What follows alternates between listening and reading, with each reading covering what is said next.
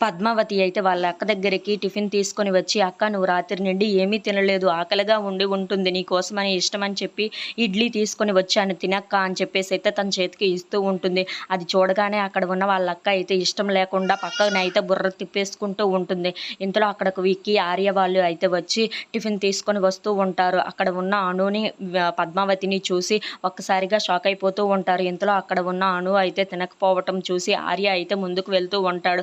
ఇంతలో అక్కడ ఉన్న విక్కీ అయితే, "నువ్వు వెళ్ళొద్దు, ఏం జరుగుతుందో చూద్దామని" చెప్పేసి అయితే అంటూ ఉంటాడు. ఇంతలో అక్కడ ఉన్న పద్మావతి అయితే, "అక్క తినక్క, నీకు ఆకలిగా ఉంటుంది కదా" అని చెప్పేసి అయితే అంటూ ఉంటుంది. ఇంతలో అక్కడ ఉన్న పద్మావతి వాళ్ళ అక్క అయితే ఎంతకీ తినకపోవటంతో అక్కడ ఉన్న పద్మావతి అయితే, "నువ్వు కానీ ఇప్పుడు నేను పెట్టే ముద్ద తినకపోతే అమ్మ మీద ఒట్టే" అని చెప్పేసి అయితే అంటూ ఉంటుంది. ఆ మాట వినగానే అక్కడ ఉన్న వాళ్ళ అక్క అయితే ఒక్కసారిగా పద్మావతిని అయితే చూస్తూ ఉండిపోతుంది.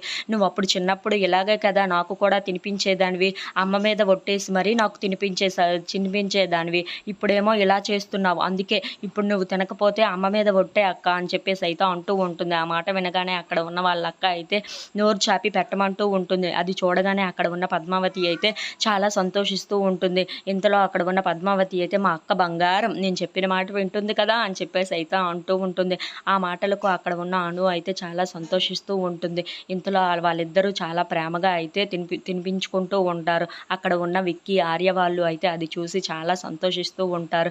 "అబ్బా ఇదే కదా మాకు కావాల్సింది" అని చెప్పేసి అయితే అనుకుంటూ వాళ్ళు సంతోషంగా ఉండటం చూసి వాళ్ళు కూడా చాలా సంతోషంగా అయితే ఉంటారు. If you like this video please like, share and subscribe friends.